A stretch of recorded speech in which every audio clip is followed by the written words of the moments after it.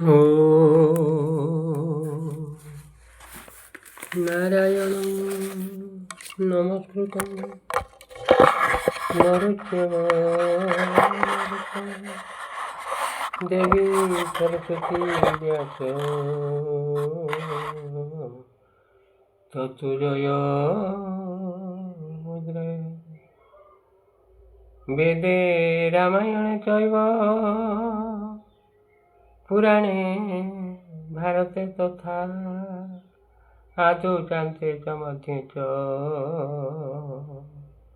हरिसर्वत्र गीयते नमामि रामं रघुवंशमुख्यं नमामि रामं सुरकल्पवृक्षं नमामि रामं कमलायताक्षं नमामि रामं रघुनन्दनाख्यं श्रीराम जय राम जय जय राम जय रघुनन्दन जय घनश्याम भक्तवत्सल भगवान की जय आनंद चंद्र भगवान की जय सच्चिदानंद भगवान की जय शंकर भगवान की जय कृष्ण भगवान की जय जगन्नाथ महाप्रभु की जय मर्यादा पुरुष राम नारायण की जय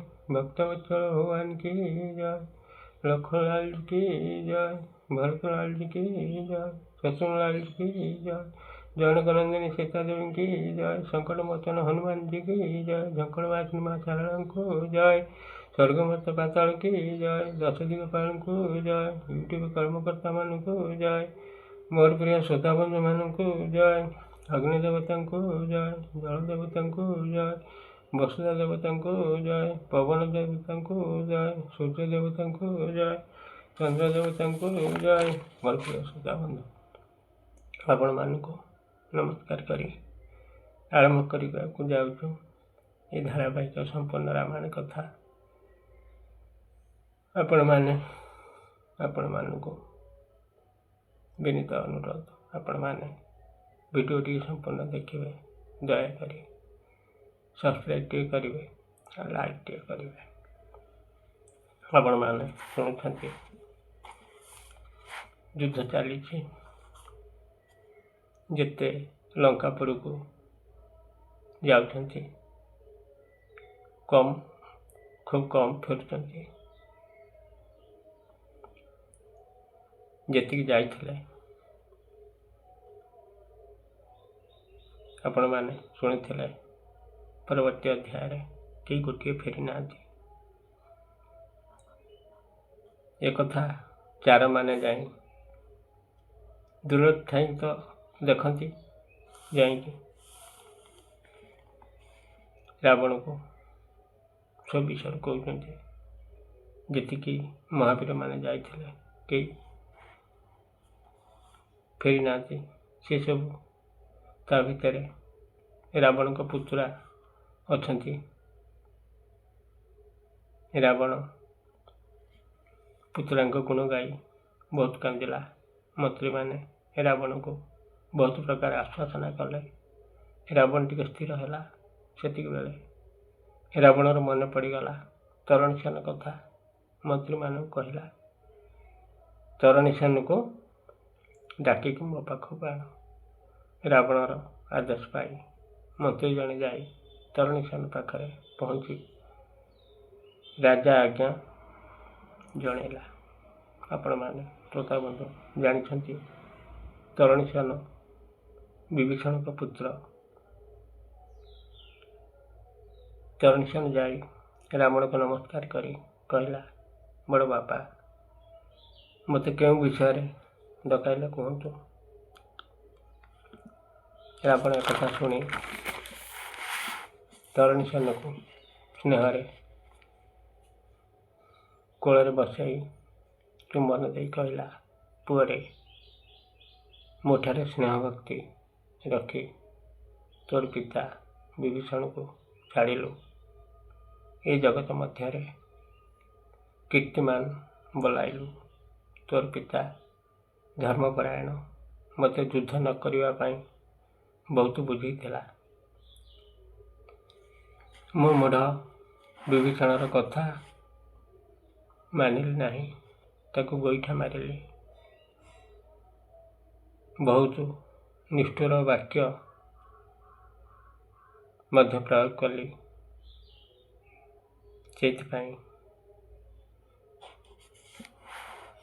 ମୋର ଶତ୍ରୁ ରାମ ପାଖରେ ଯାଇ ଶରଣ ପଶିଲା। ମୋ ନିଜ ଦୋଷ ପାଇଁ ଏଭଳି ବିପଦ ଘଟୁଛି। ସେହିଦିନ ଠାରୁ ଏ ଲଙ୍କା ନଗର ନାର୍ଖାର ହୋଇଗଲା। ମୋର ଯେତେ ବୀର ମହାବୀରମାନେ ଥିଲେ ନରବାନରଙ୍କ ହସ୍ତରେ ମରି ଯମ ନିକେତନକୁ ଗଲେ। ଏବେ କେବଳ ତୋରି ବାହୁବଳକୁ ବିଶ୍ୱାସ କରିଛି। ତୁ ଯଦି ଇଚ୍ଛା କରିବୁ ମୋତେ ଏ ଘୋର ସଙ୍କଟରୁ ଉଦ୍ଧାର କରିପାରିବୁ। ଏ ଲଙ୍କାପୁରରେ ତୋ ପରି ବୀର କେହି ନାହାନ୍ତି। ତରଣୀସେନ ରାବଣର ଏଭଳିଆ ଦୁଃଖ କଥା ଶୁଣି ଦୁଇ ହାତ ଯୋଡ଼ି କହିଲା, ହେ ଜ୍ୟେଷ୍ଠତାତ, ତୁମେ ମୋର ଗୁରୁ, ମୁଁ ତୁମର ଦାସ। ତୁମ୍ଭ ଅନୁଜ୍ଞାକୁ ମୁଁ ଅବଶ୍ୟ ପାଳିବି। ଏ ସାମାନ୍ୟ କଥାକୁ ଆପଣ କାହିଁକି ଭୟ କରୁଛନ୍ତି? ମୁଁ ଆପଣଙ୍କ ଶତ୍ରୁକୁ ନିଶ୍ଚିତ ଭାବରେ ମାରିବି, କିଛି ସନ୍ଦେହ କରନ୍ତୁ ନାହିଁ। ତରଣୀସେନ ଠାରୁ ଏଭଳି ଅମୃତମୟ କଥା ଶୁଣି ରାବଣ ବହୁତ ପ୍ରକାର ପ୍ରଶଂସା କରିବା ପରେ ନିଜ କଣ୍ଠରୁ ରତ୍ନମୟ ହାର କାଢ଼ି ତରଣୀସେନ ଗଳାରେ ଲମ୍ବାଇ ଦେଲା। କର୍ଣ୍ଣରେ ସବୁ ଯେତିକି ଅଳଙ୍କାର ଖଞ୍ଜିବା କଥା ଖଞ୍ଜିଲା। କର୍ଣ୍ଣରେ ସୁବର୍ଣ୍ଣର କୁଣ୍ଡଳ ନିଜ ହାତରେ ପିନ୍ଧେଇ ଦେଲା। ତରଣୀସେନ ବହୁତ ସୁନ୍ଦର ଦେଖାଗଲା। ରାବଣ ଭସ୍ମଲୋଚନକୁ ଡାକି କହିଲା, ତରଣୀସେନକୁ ଯୁଦ୍ଧରେ ତୁ ସାହାଯ୍ୟ କରିବୁ। ଭସ୍ମଲୋଚନ ଯୁଦ୍ଧକୁ ଯିବା ପାଇଁ ସମ୍ମତ କରି ପ୍ରସ୍ତୁତ ହେଲା। ତାପରେ ତରଣୀସେନ ଘରକୁ ଯାଇ ମାତାଙ୍କୁ ସବୁ କଥା କହିଲା। ରାବଣ ନିଜ ଅନ୍ତଃପୁରକୁ ତାପରେ ଚାଲିଗଲା। ମୋର ପ୍ରିୟ ଶ୍ରୋତା ବନ୍ଧୁ, ତରଣୀସେନ ରାକ୍ଷସ କୁଳରେ ଜନ୍ମ ହୋଇ ତାର କେତେ ବୁଦ୍ଧି ଆପଣମାନେ ଦେଖନ୍ତୁ। କାଳେ ମାତା ମନା କରିବେ ଏକଥା ଜାଣି ମାତାକୁ କ'ଣ କହୁଛି ଆପଣମାନେ ଶୁଣନ୍ତୁ। ତରଣୀସେନ କହୁଛି, ମାତା, ଆଜି ଜ୍ୟେଷ୍ଠତା ମୋତେ ଡାକିକି ଆଜ୍ଞା ଦେଇଛନ୍ତି। ଶ୍ରୀରାମ ସହିତ ଧନୁ ଧରି ତୁ ଯୁଦ୍ଧ କର। ତୁମେ ଅନୁମତି ଦେଲେ ଯୁଦ୍ଧକୁ ମୁଁ ଯିବି। ତୁମ ଆଜ୍ଞା ହେଲେ ମୁଁ ପରମ ବ୍ରହ୍ମକୁ ଦର୍ଶନ କରିବି। ମୋର ନୟନ ପବିତ୍ର ହେବ। ତା ସହିତ ମୋର ପିତାଙ୍କୁ ମର୍ଯ୍ୟାଦା ପୁରୁଷ ରାମ ପାଖରେ ଦେଖିବି ପୁତ୍ର ମୁଖରୁ। ମାତା ସୁରମା ଏକଥା ଶୁଣି କହିଲା, ତୁ ମୋର ନେତ୍ର ଚନ୍ଦ୍ରମା, ତୋତେ ଛାଡ଼ି ଦଣ୍ଡେ ମୁଁ ରହିପାରିବି ନାହିଁ। ଯୁଦ୍ଧକୁ ଯିବାକୁ କିପରି ଆଜ୍ଞା ଦେବି? ହେଲେ ବାବୁ, ଶ୍ରୀରାମ କଦାପି ମନୁଷ୍ୟ ନୁହନ୍ତି, ସିଏ ନରରୂପୀ ନାରାୟଣ।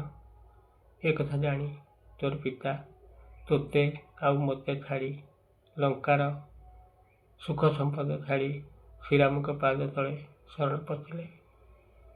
ଏ ରାବଣ ରାମକୁ ଚିହ୍ନି ପାରୁନାହିଁ। ସେଇଥିପାଇଁ ପୁତ୍ରନାତି ସହିତ ନିଜେ ମଧ୍ୟ ଅବଶ୍ୟ ମରିବ, ଏଥିରେ କିଛି ସନ୍ଦେହ ନାହିଁ। ମାତାଙ୍କର ପ୍ରବୋଧ ବଚନ ଶୁଣି ତରଣୀ କହିଲା, ମାତା, ତୁମେ ଠିକ୍ କହୁଛ, କିନ୍ତୁ ରାଜାଙ୍କ ଆଜ୍ଞା ନ ମାନିଲେ ନରକ ଗତି ହେବ। ମୁଁ ଭଲ ଭାବରେ ଜାଣେ ରାମଚନ୍ଦ୍ର ନାରାୟଣ, ତାଙ୍କ ହାତରେ ରାକ୍ଷସମାନେ ଯମପୁରକୁ ଯିବେ। ତଥାପି ମୁଁ ଯୁଦ୍ଧକୁ ଯିବି ମାତା। କ୍ଷତ୍ରିୟ କୂଳରେ ଜନ୍ମ ହୋଇ ଯିଏ ଯୁଦ୍ଧକୁ ଡରେ, ଲୋକମାନେ ତାକୁ ଅଧର୍ମୀ କୁହନ୍ତି, ନିନ୍ଦା କରନ୍ତି। ଶର୍ମା କହିଲା, ରେ ବାପ ଧନ,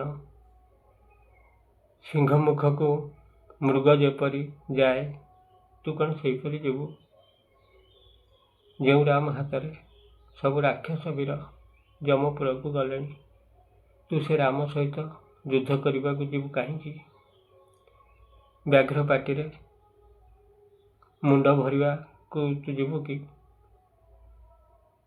ନାଗସାପ ଲାଞ୍ଜ ଧରିବାକୁ ଯିବା ସହିତ ତୋର ସମାନ ହେଇଯିବ। ତୁ କ'ଣ ବିଧା ମାରିକି ପାହାଡ଼କୁ ଭାଙ୍ଗି ପାରିବୁ ବାବୁ? ନା ଜଳନ୍ତା ଅଗ୍ନିରେ ପଶିବାକୁ ଯିବୁ? ମୋତେ ଦୁଃଖ ସାଗରରେ ଭସେଇ ଦେଇକି ଯିବୁ?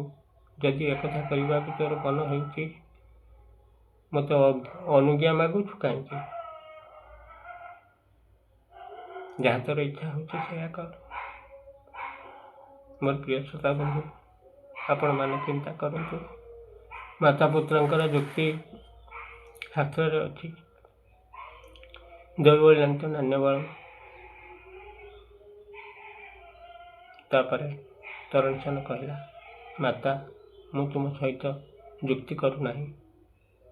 ଜ୍ଞାନୀମାନେ ଏକଥା କହିଛନ୍ତି, ଏ ଜଗତରେ କେହି କାହାକୁ ମାରିପାରିବେ ନାହିଁ। ବିଷ୍ଣୁଙ୍କ ମାୟାରେ ସମସ୍ତ ବନ୍ଧା। କାଳ ଅନୁସାରେ ଉତ୍ପତ୍ତି ଆଉ ପ୍ରଳୟ ହୁଏ। ମୁଁ ମୋର ପିତାଙ୍କ ମୁଖରୁ ଶୁଣିଛି, ଯିଏ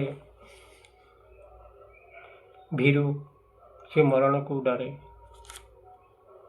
ମୁଁ ଏ ଯୋଗଶାସ୍ତ୍ର କଥା ପିତାଙ୍କ ମୁଖରୁ ଶୁଣିଛି।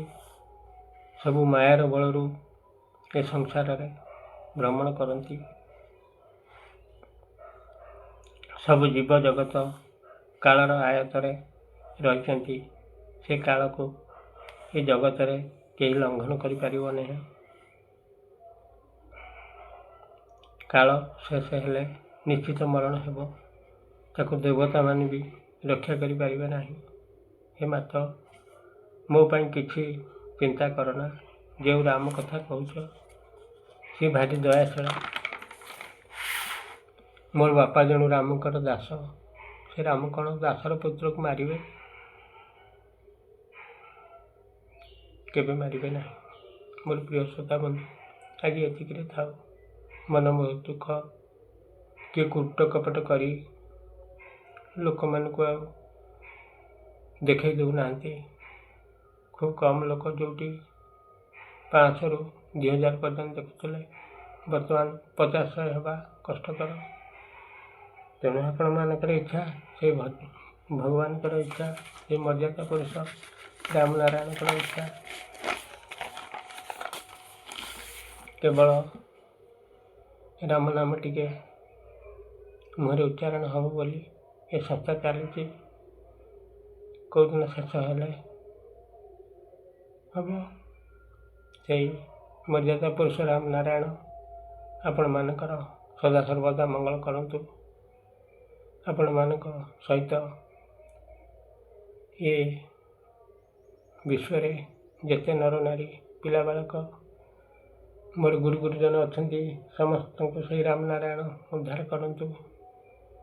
ମନୁଷ୍ୟଠାରୁ ପଶୁପକ୍ଷୀ କୀଟପତଙ୍ଗ ପର୍ଯ୍ୟନ୍ତ ସମସ୍ତଙ୍କୁ ସେଇ ରାମ ନାରାୟଣ ଉଦ୍ଧାର କରନ୍ତୁ, ଭଲ ରଖନ୍ତୁ। ଏତିକି କହି ସେଇ ରାମ ନାରାୟଣ ସମସ୍ତଙ୍କର ମଙ୍ଗଳ କରନ୍ତୁ। ରାମ ନାରାୟଣଙ୍କୁ ନମସ୍କାର କରି, ଲକ୍ଷ୍ମଣଙ୍କୁ ନମସ୍କାର କରି, ଭରତ ଶତ୍ରୁଘ୍ନ ଠାକୁରଙ୍କୁ ନମସ୍କାର କରି, ଜନକ ନନ୍ଦିନୀ ସୀତାଦେବୀଙ୍କୁ ନମସ୍କାର କରି, ସଙ୍କଟମୋଚନ ହନୁମାନଙ୍କୁ ନମସ୍କାର କରି, ଝଙ୍କଡ଼ବାସୀ ମା ଶାରଦାଙ୍କୁ ନମସ୍କାର କରି, ସ୍ୱର୍ଗମର୍ତ୍ତ୍ୟ ପାତାଳ 10 ଦିଗପାଳମାନଙ୍କୁ ନମସ୍କାର କରି, ମୋର ପ୍ରିୟ ଶ୍ରୋତା ବନ୍ଧୁମାନଙ୍କୁ ନମସ୍କାର କରି, ଅଗ୍ନି ଜଳ ବସୁଧା ଦେବତାଙ୍କୁ ନମସ୍କାର କରି, ପବନ ଦେବତା ସୂର୍ଯ୍ୟ ଚନ୍ଦ୍ର ଦେବତାଙ୍କୁ ନମସ୍କାର କରି, ଶେଷରେ ମୋର ପ୍ରିୟ ଶ୍ରୋତା ବନ୍ଧୁମାନଙ୍କୁ ମଥରଟା ପ୍ରଣାମ କରି ବିଦାୟ ନେବା। ତା ପୂର୍ବରୁ ଯଦି ମୋର ପ୍ରିୟ ଶ୍ରୋତା ବନ୍ଧୁମାନଙ୍କର ଆଶୀର୍ବାଦ ଥାଏ, ଆପଣମାନେ ଅବଶିଷ୍ଟ ଆଗାମୀ ଅଧ୍ୟାୟରେ ଶୁଣିପାରିବେ। ଇଏ ବାଲ୍ମୀକି ମହାରାଜଙ୍କ ରାମାୟଣ କଥା। ଏଥିରେ ବିଷୟବସ୍ତୁ ତନ୍ନ ତନ୍ନ କରିକି ଅଛି। ଏଥିରୁ ପଦେ ସେଥିରୁ ପଦେ ନାହିଁ। ସମ୍ପୂର୍ଣ୍ଣ ବିଷୟ ଆପଣମାନଙ୍କ ଇଚ୍ଛା। ଆପଣମାନଙ୍କୁ ଯଦି ଭଲ ଲାଗେ ସବସ୍କ୍ରାଇବ୍ ଟିକେ କରିବେ, ନହେଲେ ନାହିଁ। ଏତିକି କହି ମୋର ପ୍ରିୟ ଶ୍ରୋତା ବନ୍ଧୁମାନଙ୍କୁ ମଥାଲଟା ପ୍ରଣାମ କରି ବିଦାୟ ନେଉଛି। ଜୟ ଶ୍ରୀରାମ।